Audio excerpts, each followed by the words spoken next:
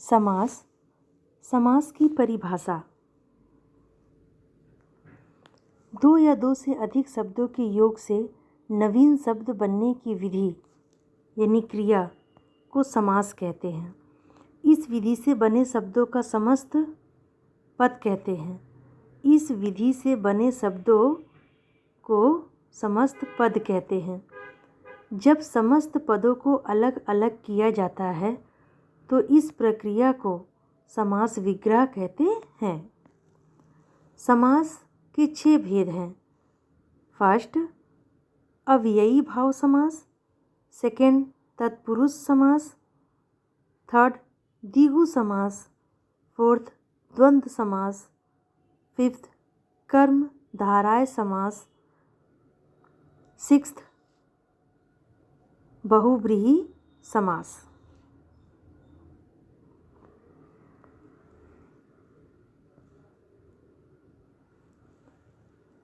पहला है अव्ययी भाव समास के बारे में।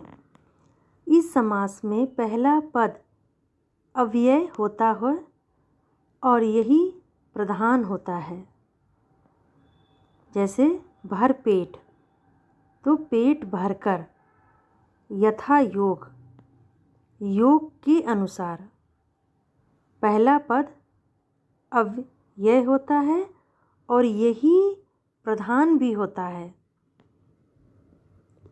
जैसे प्रतिदिन, हर दिन,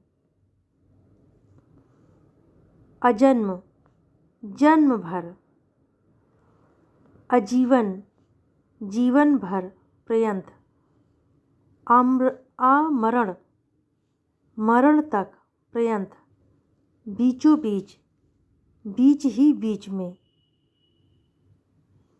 यथाशक्ति, यथाशक्ति के अनुसार। तो ये थे अव्ययी भाव समास के उदाहरण।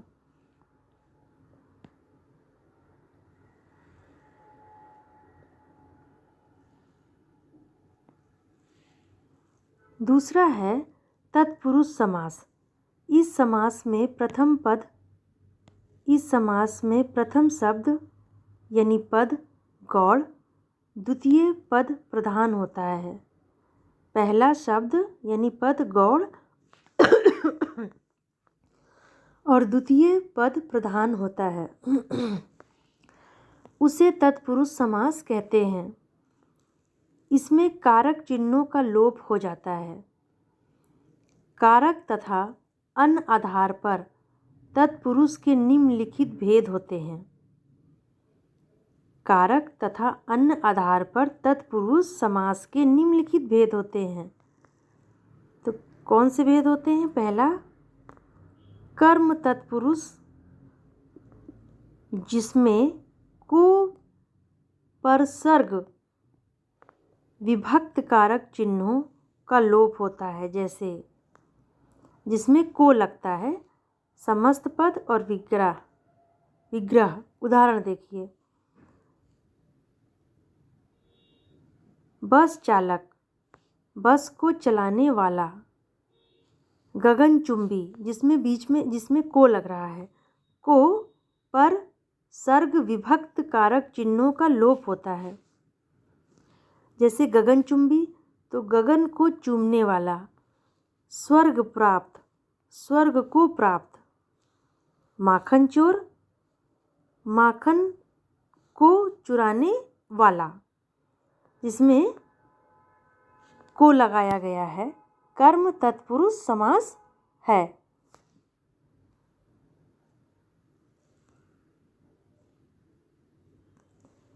अब तत्पुरुष समास का दूसरा है करण तत्पुरुष। इसमें से द्वारा पर सर्ग का लोप होता है। जैसे समस्त पद और विग्रह। मंदांध, मंदांध, मद से अंधा या मद से अंध। रेखांकित, रेखा द्वारा अंकित।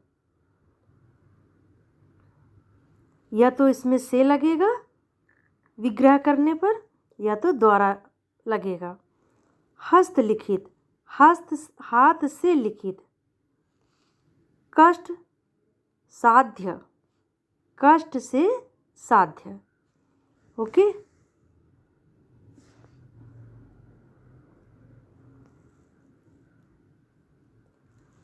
तत्पुरुष समास का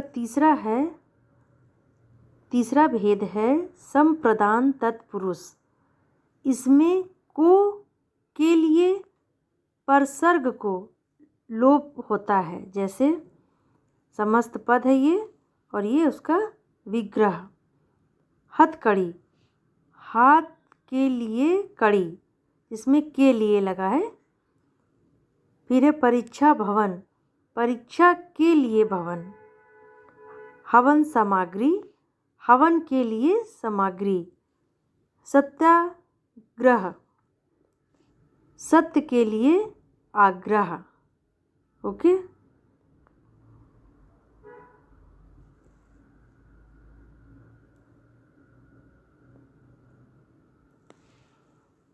चौथा है तत्पुरुष का भेद अपादान। इसमें से अलग होने का भाव का लोप होता है। जैसे समस्त पद है, विग्रह है। पहला पथ भ्रष्ट, इसमें है ना से अलग होने का भाव का लोप होता है, तो पथ से भ्रष्ट। ऋण मुक्त, ऋण से मुक्त।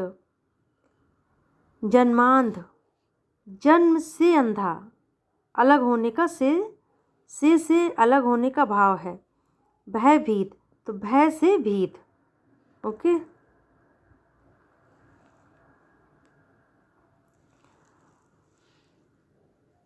पांचवा है तत्पुरुष का भेद संबंध तत्पुरुष। इसमें का, की, के और रा, री, रे परसर्ग। जैसे समस्त पद विग्रह। घुड़दौड़, तो है ना इसमें का, की, के और रा, री परसर्ग लगेंगे। जैसे घोड़ों की दौड़। पूंजीपति, पूंजी का पति। गृह स्वामी, गृह स्वामी का गृह का स्वामी, का के की लगेगा। प्रजापति, प्रजा का पति। और भी एग्जाम्पल उदाहरण होते तो उसमें का के की रारी री आता है। मैंने थोड़े ही लिए समझाने के लिए।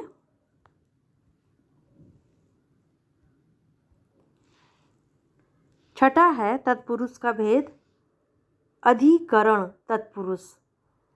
इसमें कारक की विभक्ति में पर का लोप हो जाता है। जैसे समस्त पद है, उसका विग्रह है शरणागत, शरण में आगत। क्या है कि इसमें से कारक की विभक्ति में और पर का लोप हो जाता है। में और पर, तो है ना शरणागत, शरण में आगत। आत्मविश्वास, आत्मा पर विश्वास, पर का भी लोप हो रहा है और में का भी। जलमग्न, जल में मग्न। नीति निपुण, नीति में निपुण। ओके। तो ये थे दूसरे समास का तत्पुरुष के भेद। 6 भेद हैं। फिर नेक्स्ट है तीसरा समास है द्विगु समास।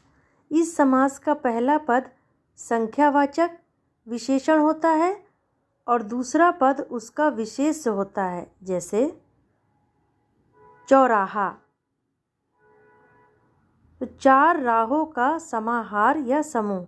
कह रहा है ना कि पहला पद संख्यावाचक, तो ये चौ होना था, चे लिखा तो चौ होना चाहिए था। तो चौराहा, चौ से हो गया 4 संख्यावाचक। फिर उसका दूसरा पद विशेष होता है, यानी राहा, राहों का समाहार यानी समूह।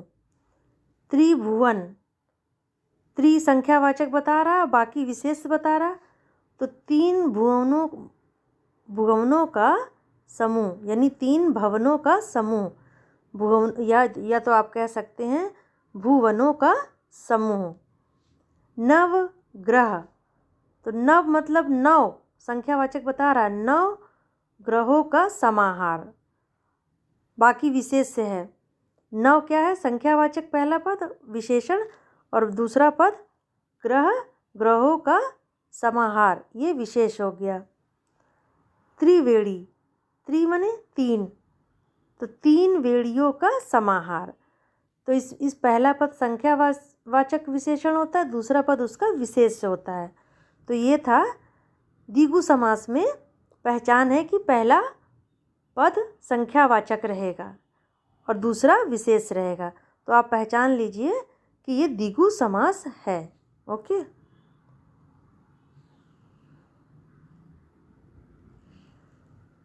चौथा है चौथा समास यानी द्वंद्व समास।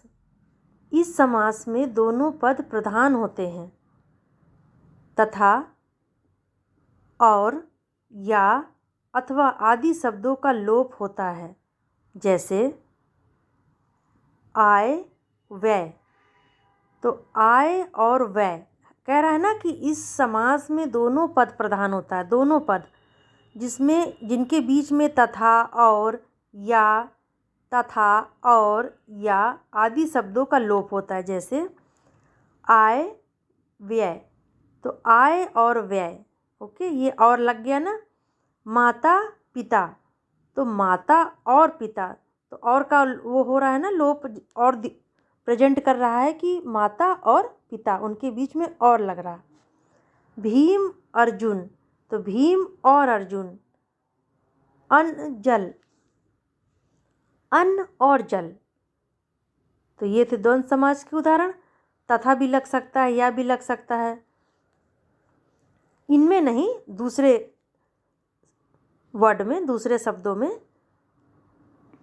तो आय व्यय माता पिता भीम अर्जुन अन्न जल में और बीच में लग रहा है, तो तथा और या आदि शब्दों का लोप होता है, तो वो क्या होते हैं? द्वंद्व समास होते हैं। ओके।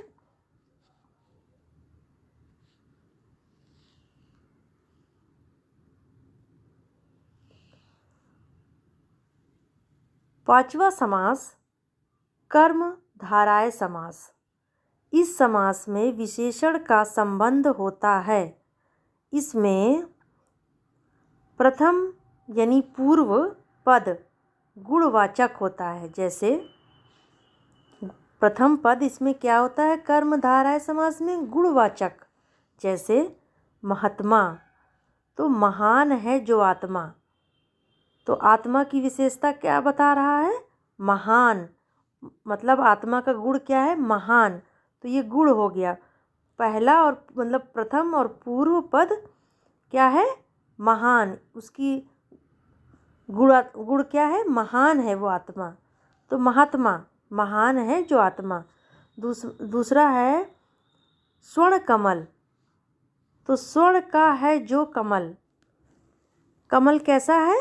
स्वर्ण का है, तो स्वर्ण क्या है? गुणवाचक है, उसकी वो विशेषता है। कमल की विशेषता क्या है? स्वर्ण का है, तो कमल कैसा है? स्वर्ण, यानी उसका गुण क्या है? स्वर्ण का है। तो पहला ये क्या है? गुणवाचक। फिर नील कमल, नीला है जो कमल, तो कमल की विशेषता क्या है? नीला है, यानी कमल नीला है, कमल का गुण क्या है? नीला है। ओके। पीतांबर, पीला है जो अंबर, अंबर क्या है? पीला है, पीला। अंबर की विशेषता क्या है? पीला, यानी अंबर का गुण क्या है? गुणवाचक क्या है? पीला, उसका गुण क्या है? पीला, पीला रंग, तो उसका वो गुण हो गया। तो पहला और पूर्व पद क्या होगा? उसकी विशेषता यानी गुणवाचक होगा। ओके। तो वो कौन सा समास होगा? कर्मधाराय समास होगा। ठीक है। फिर कर्मधाराय समास में पूर्व पद तथा उत्तर पद में, इसको मैं ऊपर कर लेती हूँ। कर्मधाराय समास में पूर्व पद तथा उत्तर पद में उपमेय उपमान संबंध भी हो सकता है, जैसे समस्त पद ये उपमेय ये उपमान। अब उदाहरण देखिए, घनश्याम, घन के समान, और उपमान क्या है? श्याम है।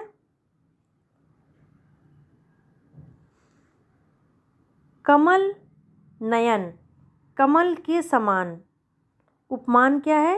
नयन। मुख चंद्र, मुखी रूपी, और उपमान क्या है? चंद्र। तो कहने का मतलब ये है कि पूर्व पद और उत्तर पद में उपमान का संबंध भी हो सकता है। तो समस्त पद घनश्याम है, उसका उपमेय क्या है? घन के समान है, और उपमान क्या हो गया? श्याम हो गया। कमल नयन, कमल, तो उपमेय क्या हो गया? कमल के समान। कौन? उसके नयन है, जिसके बारे में कहा जा रहा कि कमल के समान नयन है, उपमान के नयन, तो ये नयन हो गया, नयन उपमान में आ गया। मुख चंद्र, जिसका मुख चंद्रमा के जैसे है, तो उपमेय क्या होगा? मुखी रूपी, और उपमान क्या होगा?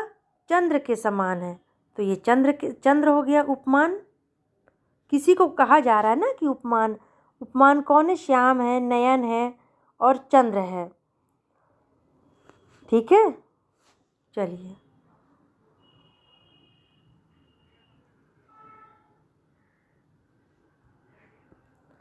अब छठा है बहुव्रीहि समास।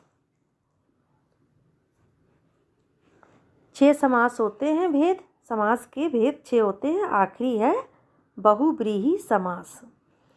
इस समास में कोई भी पद प्रधान नहीं होता, बल्कि समस्त पद किसी अन्य के विशेषण का कार्य करता है, और यही तीसरा पद प्रधान होता है। उदाहरण जैसे समस्त पद विग्रह, दशानन, तो 10 हैं आनन यानी मुख, किसके होते हैं 10 मुख? अर्थात रावण के। ओके, कह रहा है ना कि कोई भी पद प्रधान नहीं होता, समस्त पद किसी अन्य के विशेषण का कार्य करता है, यही तीसरा पद प्रधान होता है। तो दशानन, 10 मुख हैं किसके? रावण के। अब है चतुर्भुज, तो 4 हैं भुजाएं जिसकी? विष्णु जी की, अर्थात विष्णु जी की। ओके, अब है लंबोदर, तो लंबा है उदर, यानी उदर मतलब पेट, किसका? गणेश जी का। यहाँ पर समास शब्द है, उसका मतलब पूरा एक अर्थ बताना है कि वो कौन है जिसके बारे में कहा जा रहा है। जैसे दशानन, किसके 10 मुख होते हैं? रावण के। चतुर्भुज, 4 भुजाएं हैं किसकी? विष्णु भगवान के। लंबोदर, लंबा है उदर, पेट, किनका? गणेश जी का। चक्रपाणी, चक्रपाणी, चक्र है पाणी हाथ में, किसके? विष्णु जी के। चक्र किसके हाथ में है? विष्णु जी के ना। नीलकंठ, तो नीला है कंठ, किसका नीला है कंठ? अर्थात शिव जी को कहा जा रहा है। यहाँ पर किसी को बताया जा रहा है कि वो कौन है, इस तरह के शब्दों में बताना है कि वो कौन है, अर्थ बताना है। जैसे दशानन, चतुर्भुज, लंबोदर, चक्रपाणी, चक्र है हाथ में, किनके होता है? विष्णु जी के। नीलकंठ, नीला है कंठ, किनका? शिव जी का। तो ये थे बहुव्रीहि समास के उदाहरण। तो इसको आप पढ़िए और अच्छे से पढ़िए, और भी उदाहरण देखिए तो और समझ में आएगा। ये तो मेरा खाली समझाने का तरीका था, पर इसमें जो मैंने शब्द यूज किए हैं उदाहरण के लिए, ये भी इम्पोर्टेंट है, यही ज़्यादातर पूछे जाते हैं एग्ज़ाम में। ओके, आप पढ़िए। मेरा वीडियो पसंद आए तो लाइक कीजिए और मेरे चैनल को सब्सक्राइब भी कीजिए। Thank you.